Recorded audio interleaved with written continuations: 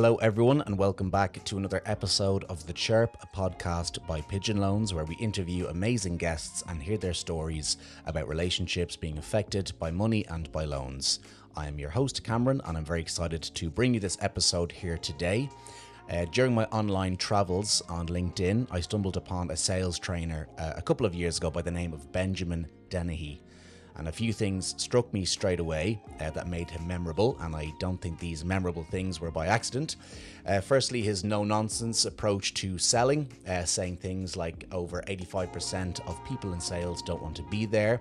Also, his big red hat with the phrase, make salesmen great again, and his witty LinkedIn posts detailing the awkwardness but necessity of cold calling. But the best thing for me was his self-proclaimed title, the UK's most hated sales trainer. Now, as an ex-salesman myself, I know how tempting being in sales can be and how your relationship with money can lead to a different lifestyle, sometimes a better lifestyle.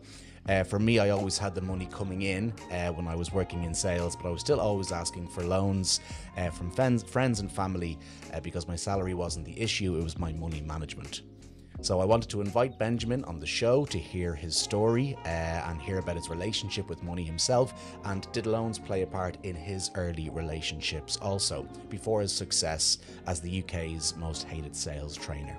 To my delight, he said yes to being our latest guest, and I'm very excited to share Benjamin's story with you all. Expect honesty, humour, and if sales is your jam, some relatable facts as well. So enjoy. Benjamin, I'm a big fan of your LinkedIn presence, of your mantra as well. You're known as the UK's most hated sales trainer. Can you tell us a little bit about, how you actually came to be in sales and how you were able to adopt this amazing moniker as well? Yeah, sure. So like most people in sales, this is not what I had planned for my life. I didn't want to be in sales. Never thought I'd be in sales, but I fell into it. So I qualified as a barrister back in New Zealand. The plan was to be a lawyer. That was my life goal. That's what I wanted to be growing up.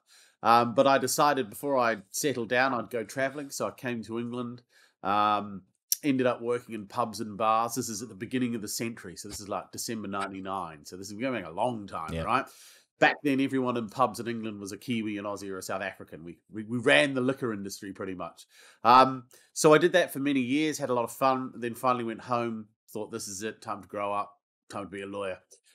Realised I couldn't live in New Zealand, no. Just hit me like a punch to the face. It's a beautiful country, but it's just, after years of being in Europe and travelling.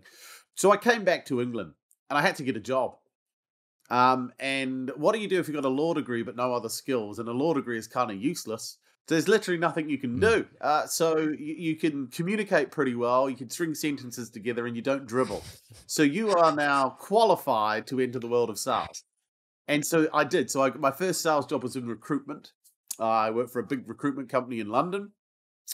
I set a company record though. I was there for 6 months and didn't recruit anyone. Nice. I was terrible. Yeah, it was bad. And I was actually given a week's notice. I was told, you've got a week and then you're out. And I remember sitting in a pub at lunchtime. This was on a Friday, they told me this. So I went to the pub, sitting there with a pint, nursing a pint, thinking, what the hell am I going to do? I'm going to be out of a job in like 1 week. So what I did the next week was I came in and I just hit the phones really hard. They're always prospecting, canvassing as they called it when I was doing it. Canvassing, looking for jobs for the recruitment company to then be able to go in and fill. So I just hit the phones hard, and I had a really successful week of setting up appointments, which is one of the hardest things for people to do, is to get in front of prospects. So I had a reprieve, get to the end of the week, and they said, we're not going to let you go. I want you to do more of what you did this week next week. All right, fine. So I spent another week hitting the phones, and that's all I did again. So get to the end of those 2 weeks, and they said, we'll offer you a new job. You're not going to be a recruitment consultant. We want you doing solely business development for us. And we'll pay you for every new contact, and we'll pay you for meetings. It seems like an all right deal. So that's what I did. That's what got me into the world of prospecting.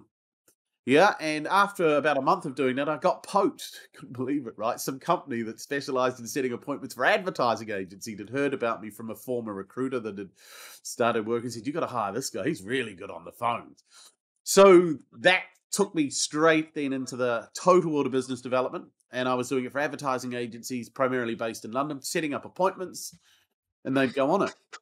After a few years of that, I decided, why am I working for this company? Why don't I just go out and find my own advertising agencies and offer this exact service? So that's when I became self-employed. So that would have been 2006. So I went out and I sold my services and said, look, I'll do a better deal. Instead of sitting in some foreign office and you not knowing what I'm doing, I'll come and work in your offices, come in and give you a day a week, and you can listen to me, you can hear what I'm saying, and we'll set appointments. And prospects, they all love that. Yeah, that's much better having you in our offices. Mhm. So I'd have 2 or 3 clients at any one time, each paying around 3 grand a month to get 4 qualified appointments. So it was a pretty good living. But after doing that for about 10 years, I realized, ah, I'm going to be doing this for the rest of my life unless I figure out how to sell. So I started going on all the sales meetings that I used to set up for my clients. And I realized very quickly that nobody knew how to sell.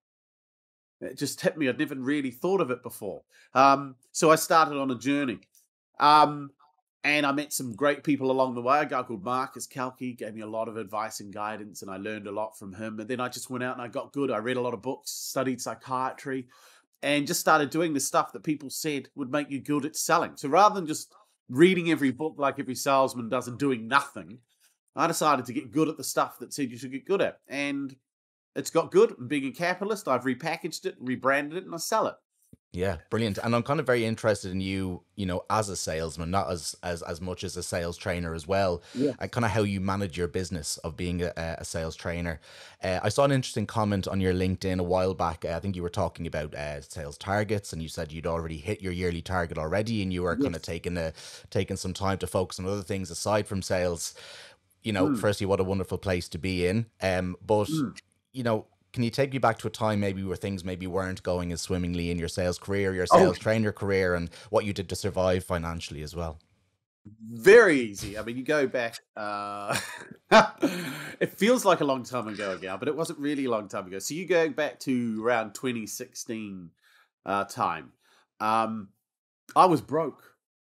Um, and I wanted to get really good. I wanted to make sales training my primary source of income, but I still had my prospecting business. And what you discover is human beings they need to find some compelling reason to motivate themselves. To motivate yourself without a compelling reason is really hard. Now, some people are very good at setting a future goal and they're motivated for that future goal. I'm not that strong.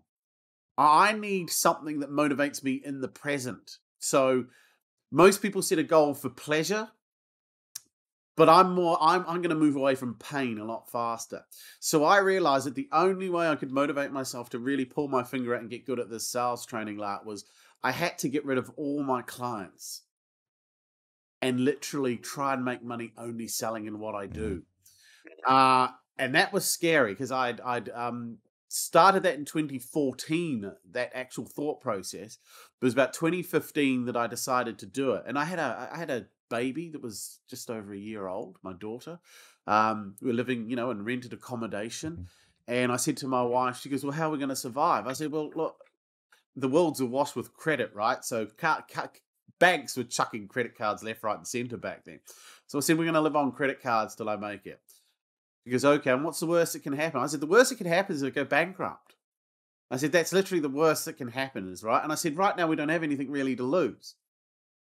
I said, so is it do or die, dear? And she said, well, I trust you. I'm pretty sure you'll make it work. I said, let's do it. But it was hard. Um, it's really hard because people say to me, it must be easy for you because you teach what you do. And I say to people, you try selling in what you do or you're not very good at what you do. The hardest thing about being a sales trainer is actually getting really good at the stuff you do. So the journey on that way was fraught with difficulties. And I wanted to quit so many times. I was in tears many times, thinking I couldn't get some of this stuff to work. My mindset was shitty, struggling for money. I remember, and this is why I'm glad it happened. I think people need to experience not having a lot of money to appreciate money. And I remember when I was doing my prospecting, money wasn't an issue. And then when I had no money, 20 quid suddenly became a lot of money. And I remember before then saying, how could you not afford 20 quid? You'd hear people say, I can't afford to do this because we just don't have the money. And I used to say, what the hell's wrong with you? Why can't you have 20 quid? But experience being in a position where that was a lot of money really changes your appreciation for other people. You can be more compassionate. But it also motivated me. So I don't ever want to be, I can't be like this. So I stuck at it. At one point, I had to go on like working tax credits. You know, that's like a bit of a bailout from the bank. I mean, it turns out a lot of people can get it. But that was one of the most humiliating moments in my life. It's like, oh my God, I actually have to ask for help. But those little bits of money kept me going. So I nearly went bankrupt. I nearly lost everything. And also I think it was hitting rock bottom that really, I thought, well, I can't go any lower now. So the only way from here is up. And I just kept at it. This is what I teach people. There's no quick fix to this. It was just persistence and consistency and doing the same thing and learning from my mistakes, writing down my mistakes, figuring out what I'd done wrong, going back and trying something different. Fast forward though to today, and you know, in the last 3 years, I've done over £1 million in fees. I own my own home, paid cash for it.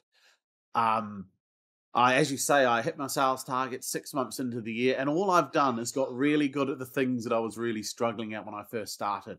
COVID helped because it moved me online, so it opened up the world. So I went from just focusing on the UK to suddenly the world. So people say, well, that's luck. I don't know if you can call a pandemic luck, but what you can say is preparation and opportunity came together. And I had prepared all these years of working hard. So I was in a place, I've created a brand, I've created a reputation, and then COVID hit, which was the opportunity. And I pivoted very quickly. That's the business smart man's word. It's pivoting. Yeah. And from that, it just went from strength to strength. I mean, the business started really growing in 2018. 2019 was a very good year, and then we had the pandemic. And the last 3 years have been really good. So so it's been a long journey. It's been hard, but like people never see the hard stuff. They only see the finished sort of article. Yeah. And I try to get that across to all my students, and most of them get it. Some don't. Most companies don't get it. They're after a quick fix. Just come and give our guys a day's training, and they'll be fine. It's like no, it doesn't work like that. But so that's my story in a nutshell. Amazing. Thank you for sharing. I suppose I'm not too sure of the percentage. I tried to find it, but a lot of people in sales don't want to be there. I think it's as high as 80 something. Am I correct? Probably even higher. Yeah, it's high. But you know, maybe they are there because they've mouths to feed, they've their own mouth to feed, they have a lifestyle, they've rent to pay, whatever it might be, but they don't love what they do. And you know, you famously say that, you know, if you don't want to be in sales, don't be in sales. Do you train a lot of people that, you know, don't want to be in sales but have to be because of financial implications? They have families. Are they a lot of your clients? And if so, how do you train those people? The thing about being in sales is if you fall into it, as most people do, you get about 2 to 3 years in. And just like me, when I had just graduated law school and needed a job, you realize very quickly you have no real transferable skill. What do you do if you've been a salesman for 5 years? What other job can you just walk into other than another sales job? There's really nothing, right? And I keep scratching my brain. You end up doing something which you consider even worse than selling, something menial like data entry. Or you have to go work in a coffee shop because you suddenly realize, what skill can I take us with? So a lot gets stuck because what else am I going to do? And I don't have the money or the time to go and retrain. So for a lot of people, it's not a career. It's more like a community-based sentence, right? And so they have to tough it out. And I'd say of people I train, so there are two types of people I train. You've got the corporate and you've got the individuals. The individuals get the stuff the best and run with it because they're investing in themselves. And they've come to the conclusion they're going to be in sales. And if they're going to be in sales, they might as well get really good at it. When you do corporate gigs, though, a lot of the time you're invited in. And you've got a room full of hostages. They're only there because the employer sees you need sales training. And they're not going to do anything because they don't care. So I'd say about 70% of people that you train in that environment don't change. You get a handful. 10% really grab it and they run with it and they have success. But the majority of people don't like change. And salespeople have to change if they want to get good at selling. And if you don't really want to be doing something deep down, would you put in a lot of real energy and effort outside of office hours or in office hours when all you need to do is just maybe miss target and you'll be fine? Yeah. So the incentive not to get good, and everyone says salespeople are greedy and motivated by money. If that were true, that'd be so much better. And yourself, Benjamin, kind of going back to your earlier years, moving from New Zealand to England when you were younger, it must have been very challenging, very scary. Can you talk a little bit about that period when it came to money, kind of specifically? And was there ever a time where you asked for help when you were kind of making that transition? My first job in England, actually, it turns out it was kind of a sales job. I never really made the connection there. So that was my theoretically, actually, I got a job working in Paddington, and it was for a company that basically sold. Yeah, it is a sales job. I completely blanked this out until you brought that up. Actually, that's interesting. And basically, they created magazines which they said had articles in it. But basically, you would sell the advertising, and in exchange for buying the advertising, you got to write an article. So they had all these different categories of. So that was my first four, and that paid me £150 a week. And by the time I'd paid my tube fee for the week, by the time I'd paid my board, by the time I'd bought food, I had about £15 a week left in my pocket. So it was almost, I was back to being a student. Yeah, I'd literally, you were living again like a student was. So that was challenging, but it's amazing how drunk a 23-year-old can get on 15 quid if they really want to try, right? So it was a bit lonely at times because I was one of the only, I didn't have any friends. I'd come over on my own. So I had no friends over here. So it was tough. My father was over here too. He'd come back to England because he'd spent a long time in New Zealand. He wanted to come back to spend time with his parents because they're getting older. So I had him to fall back on in worst case scenario. But I never wanted to. I never wanted to, Dad said, but you're a qualified lawyer. What the hell is wrong with you? So I stuck it out. And I had no plan for my life, like I say. And then when I finally got my first sales job, I hated it. I'll be honest, I absolutely hated sales because no one showed you how to do it. All they did was you'd have 2 days product knowledge. They'd fit, this is what we do. This is how we do it. This is how you should present yourself in a meeting. Give you all the stuff. And then they just released you onto the phones. It's okay, now get appointments. And there was nothing. And then when I got the other job with the actual company that specialized in setting up, no training, literally nothing. It's just, well, you sound good on the phone. You should be all right. Just get on with it. So no one really helps you. Now, there are some companies that do help you, but a lot of sales training is all product knowledge, and it doesn't teach you anything practical. So it was a struggle. It was a struggle, and I was lost for many years. What am I going to do with my life? What do I do? What do I do? What do I do? But I knew I could get no other job. I looked at other jobs, but sales, that's the one I'm stuck with because I can eke out a living. And I think that's it for a lot of people. It's I can eke out a living doing this. And you're never not going to get a job.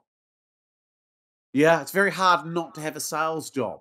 Yeah, you get fired one day, you can have a job within 3 weeks somewhere else. And you'll take any job that's willing to pay you.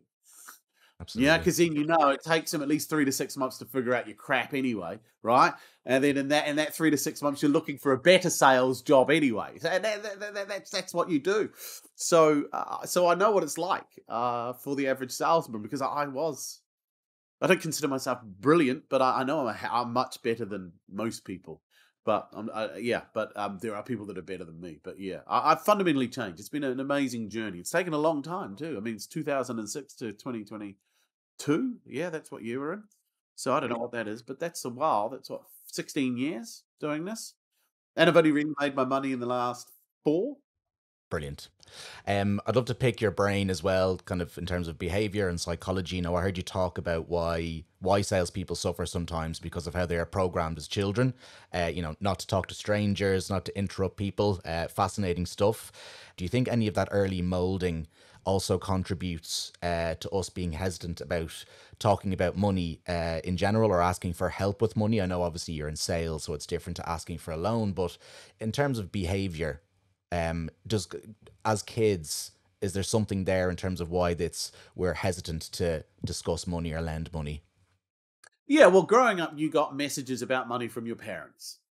And so things like, well, it's all right for rich people, or, well, people like that, they stand on the little man, so that you're very socialist look towards money, if you come from a real working class sort of background, rich people, they're, they just stomp on the working man, and that's how they make their money, or no one in our family's ever gone to university, or you've got to be corrupt to be rich. So you get all this fed into you, yeah, and you're constantly told that 20 quid's a lot of money. It's very expensive and all this. So you form your whole life, and then you carry it through with you to adulthood. It's amazing the number of salespeople that don't like talking about money. They feel uncomfortable. And so your money concept's going to determine your success. Now, money concept can change. So like most people, I had a pretty shitty money concept. And I've now fundamentally changed. I mean, the figures that my head now considers to be an insulting figure is so much higher. If someone says, Benjamin, we want you to come and talk to our people, I want you to come and spend a couple of hours talking to them, and they say, we're willing to pay you, like £1,000. It's like, piss off. No. My minimum speaking fee is $5,000, yeah? And I say it with certainty, and if you don't want to pay it, then I'm leaving, yeah? And it's because but you go back 5 years, that's quite a lot of money. So it can change. So the better you get, the better your mindset gets. If you're selling £1,000,000 homes, but you only live in a £400,000 home, and sometimes you can wince when you're talking about the price. Prospects see it, they pick up on these things. So you have to project utter money. There's nothing wrong with money. You have to tell yourself that, yeah? There's nothing wrong with money. You can misuse it, but there's nothing wrong with the concept itself. It's a perfectly good concept. So yeah, money programming. The Romans had it. Give me the boy until he's 7 and I will show you the man. So long before modern psychiatry, they knew that the first 7 years of a child's life was the most important, because it will set the person on the trajectory that life is going to take. Now, it's not 100%. Some people can fundamentally change if they've had a rotten programming. But most of us have rotten programming, particularly around money. But again, rich people don't have it. It's funny how rich people perpetuate rich people and poor people perpetuate poor people. Why is that? And it's not because of the money. Something enables that. It's the programming. So everyone must check their programming. Yeah. How do they view money? How do they feel about it? Do you have to save it for a rainy day? Do you have to work hard for your money? All of this sort of stuff. Yeah. So yeah, it's in there. Very interesting stuff. Benjamin, listen, it's been an absolute pleasure talking to you. Before I let you go this morning, how can people find you if they want to, follow your, your funny stuff on LinkedIn and social media, or even hire your services? Where can we get you? Yeah, so LinkedIn obviously is the place you'll find me. I don't use any other social platform. So LinkedIn is where I hang out. UK's Most Hated Sales Trainer. You'll find me. My website, obviously, again, is UK's mosthatedSalesTrainer.com. I'm running an event, actually, though, on the 7th of October at the Aston Villa Football Club. Me and the UK's #1 motivational business speaker, Brad Burton, we've come together for a day of money, mindset, motivation, and miracles. The miracles are not guaranteed. And over that day, he's built a multi-million-pound networking business, very successful. Came from a very poor background. So we've come together. We're going to put on a day of high energy, high learning, to share with people the struggles we went through and what we did to conquer it. Fantastic. Yeah. Benjamin, it's a pleasure to have you on. As I said, big fan of your work, of your LinkedIn profile as well. I've been in sales as well since 2015, and I hated every moment of it, and I dropped out about 3 years ago, just before COVID. So to hear you say that, it's not for everyone, and it's okay if it's not for you, and not to do, was always very refreshing to me. However, I do love your take on it, and kind of the stories that you tell, and your outlook and your program. Brilliant, Benjamin. We'll leave it there. Thank you so much, and best of luck with your event as well. Thank you very much, and I appreciate you having me on, Cameron. Thank you. My pleasure. Take care. Great to hear an honest account from Benjamin about his own journey. I didn't know that his financial success had only really taken off in the last 4 years. So it was great to hear how COVID and the lockdown allowed him to access a bigger market, which was great to hear. But what struck me was when he said that he was glad being broke happened to him, because he became more appreciative towards people and more appreciative for less amounts of money as well. And Benjamin's absolutely right. When you are going through a hard time financially, £20 or $20 is a lot of money. And that realization doesn't leave you when things start to improve for you again financially. You're always aware of how little that you can survive on. Interesting to hear also Benjamin say how no one ever really sees the full journey of someone's career. And if you were to take a look at his LinkedIn and check out his positive, honest, unpretentious content, you would think that life is a breeze for this guy. But I found his story about the broke times very interesting, as he had a small daughter and a family to provide for as well. And something that resonated with me is Benjamin saying that he went back to living like a student when he moved to the UK as a young man, which brought up the aspect of money versus happiness to me. And that was a big reason why I was so compelled to have Benjamin on the show. He had his qualification to be a barrister, but he chose to work in bars in the UK instead. And how does one truly strike the balance between loving what you do for work and doing a job for money to fund your lifestyle? You know, sales to me was never a passion, it was a means to an end. I would go into the office at 9 a.m, entering what seemed like a prison, and I would dive straight out of there at 5:30 in the early evening, thinking that my day was only truly beginning. While my salary was high, I was still looking for loans at the end of the month for rent or for groceries or whatever it may be. And I learned after a while that I was unhappy in my career. I was wasting my time. So you have to love what you do and do what you love. And if that means taking a hit financially, living frugally once more, and from time to time taking some loans from friends and family as well, then that might be the better path to take. However, if you're like Benjamin and you love sales, power to you, because you are doing what you love. So that's all for this episode. If you do have some similar stories to share about your financial journey and relationships, do reach out. We have another exciting guest for you again in 2 weeks. I won't divulge, but expect to be entertained. Until then, I hope you're all having a wonderful summer.